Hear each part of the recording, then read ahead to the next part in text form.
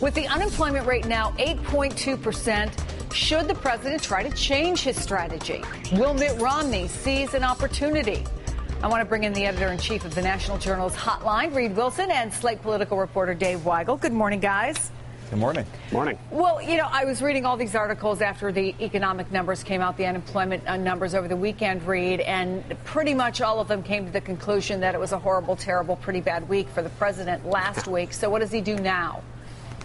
Well, I think we're seeing a lot of calls for President Obama to come out with some sort of new forward-looking plan. So far, this election has been largely about President Obama appealing to small segments of the base, Hispanics, women voters, other sort of these constituency groups, instead of offering a grand plan. Now that it looks like this election will be more of a referendum on the economy than it will be a choice between President Obama and Mitt Romney, there's this push to get President Obama looking forward and talking about bigger ideas and a plan for the second term, which is something that we really haven't quite seen yet. And we're kind of in this second term of the election now that Mitt Romney is officially the nominee, and you can see both sides sort of adjusting.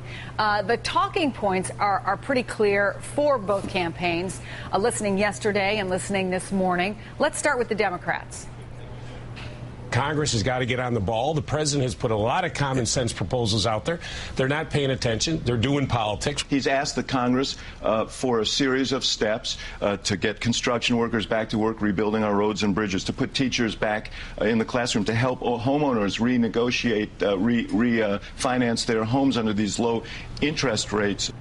Dave, blaming Congress, obviously on the Democratic side. I mean, Americans are already fed up with Congress. We know that from the polls. Does it help the president to blame them? I think if they extend the argument, they can get to a place where it helps them, because the president did propose late last year a American Jobs Act, which we've mostly forgotten, most of which we just assumed would never pass Congress. And it didn't include sort of demand-side spending, I think $25 billion to hire public sector workers. If they had, I think, 10 minutes to explain to every voter how that kind of spending would keep public sector employees working, it would keep the unemployment rate down, then I think they might convince some people. But I think it's proven tough to put that in 15 seconds when all the Romney campaign needs to do is point at a big flashing number, either a debt clock or point at the unemployment rate. So what do you do, Reed? Do you put something out there and then use that as the talking point for your 15 seconds? We have a good plan, Republicans blocking it in Congress.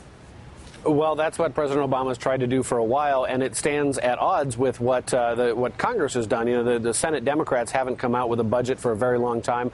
They don't want to put something out there that Republicans can hit. Remember what happened when Republicans put Congressman Paul Ryan's budget out there? It became an instant target for Democratic attacks. One thing that's really struck me about the difference between congressional Democrats and the White House is that in talking about how Congress is broken, the White House is really angering some of their allies up on Capitol Hill who want them to say Republicans in Congress aren't cooperating, aren't working together with Democrats. By calling them all Congress, you drive Congress's approval ratings down, which is great for the White House. It's not such a good thing for Democrats running for re-election this year. Let's look at the other side. Republican talking points. They clearly had one message over the last day or two. Here are several examples. This is a hostile environment for job creation in our economy. What we really have here is a deficit in leadership. And this president came into office without any prior experience running anything. When we talk about the record of the president, this is just a fact. Unemployment has gone up since he's been in office. Reed, does Mitt Romney get away with just hitting the president, having all of his surrogates hitting the president, and not proposing a real plan to say, here's what I'm going to do and here's why it's better?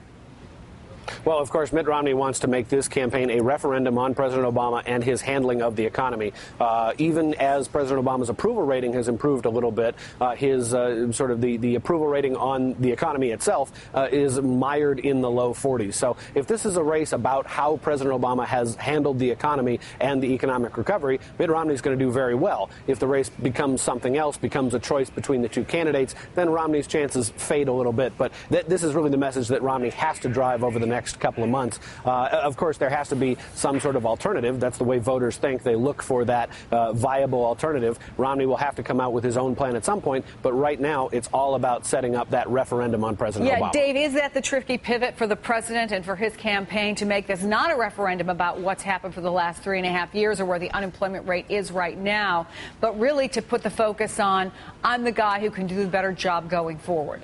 That's clearly what they're searching around to find. Some elements of that I'm not sure are convincing people yet. Pointing out that Massachusetts' ranking in job creation was fairly low when Mitt Romney was governor leads to a conversation about how the unemployment rate in Massachusetts was 4.7% when he left. It was pretty good. He governed during an okay period of economic growth, although flimsy in some ways.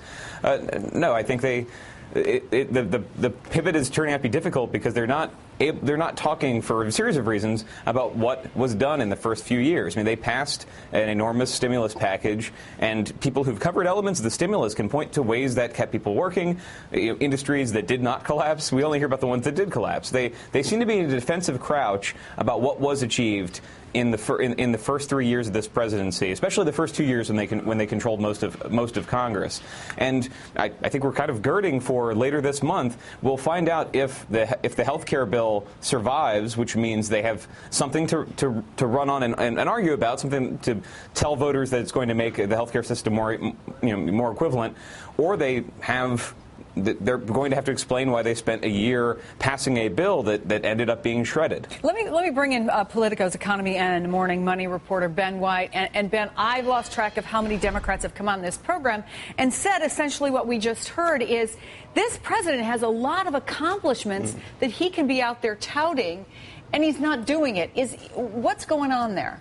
Well, he could talk more about, as Dave says, about the stimulus, and particularly in states like Ohio and the auto bailout, where that may have helped. In Michigan, obviously, that was a big factor. I mean, you let Mitt Romney get away with the facts, saying I actually was the person who really helped bring back the auto industry? Right. Well, the problem you run into is if you start touting all your accomplishments, particularly on the economy, it doesn't ring true to people who see the national unemployment rate at 8.2%, who don't feel very confident. So you can be declaring victory when people don't feel victory. So it's a very tough thing for him to do, and that's why you see the Obama campaign running all these ads against Mitt Romney saying his record in Massachusetts was bad. I mean, people aren't going to dig down to the details of the Massachusetts record. The whole point is to say this guy's an unacceptable alternative. Our record's not that great, but things are getting better, and if you turn to this guy, it's going to get a whole lot worse. So that's the whole campaign. And everybody's got an idea about how the president should be running his campaign, of course, because that's what we all do. Chris Matthews was so fired up this morning on Morning Joe. I don't know if you saw it. I want to play just a little clip of that. He should be running on what he's done and saying, I'm going to do. How about saying this? My way is the highway.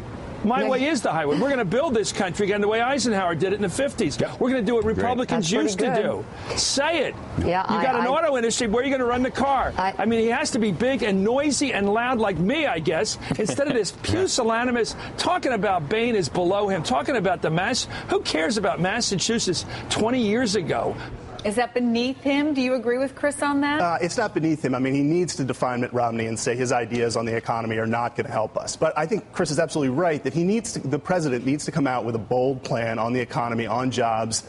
Stimulus is not necessarily all that popular these days. Everyone says in Congress there's no appetite for stimulus. Who cares? Say, look, interest rates are at absolute historic lows. We can basically borrow money at zero interest rates. People will pay us to hold their money. Who's not for better roads? Yeah, take that money, spend it on roads, spend it on bridges. You could do any number of things with these historic low interest rates, and you can start creating jobs and get the economy moving. He needs to have a plan, and people need to feel that he understands their pain and is going to change it. And he's not doing that. So we look at the playing field as it is now, and the polls that we've been looking at, which were basically a dead heat, were before the Friday jobs numbers came out. But you wrote this great article, really about how if you look at the major battleground states, it's kind of a different story in places like Ohio, where certain sectors of manufacturing are coming back, and in these swing states, their unemployment rate is lower now than the national average and is expected in many cases to get even lower by October, November, right? Right. And in some states, it's sort of the rate of improvement that's better. In Nevada, which was hit terribly hard, it's still higher than the national average, but they're improving faster because the housing market's coming back.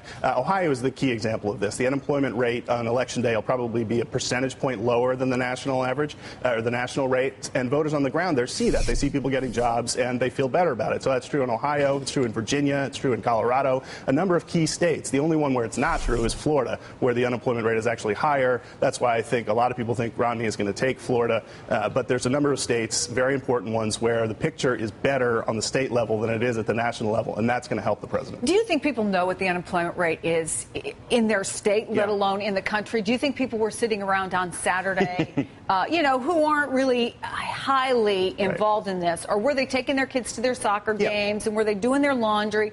And really, it's more about how they feel than what the actual numbers are? Yeah, no, that's absolutely true. And I think the national numbers matter in the sense that they see it on the evening news and the headlines, so they matter a bit. But what really matters is what they see on the ground, how they feel about their own job prospects and job security. And if people are getting jobs, their neighbors are getting jobs in their states, if they feel like they have long-term job security, that's what matters. And that's what the unemployment rate numbers and the home equity numbers tell us. It's about how people feel on the ground. And if they're feeling better, that's going to lead them to support the incumbent. And that's kind of what we see in some key states. Reid, overall, though, we've been hearing reports all weekend long that after those jobs numbers, the folks in Boston, the Romney campaign, were feeling pretty good, that there's a sense now, Ed Gillespie said this, that we can or we are going to win this thing. Is there a risk, though, of being maybe too giddy? Could they overplay their hand? Well, you don't want to look like you're rooting for the economy to go south.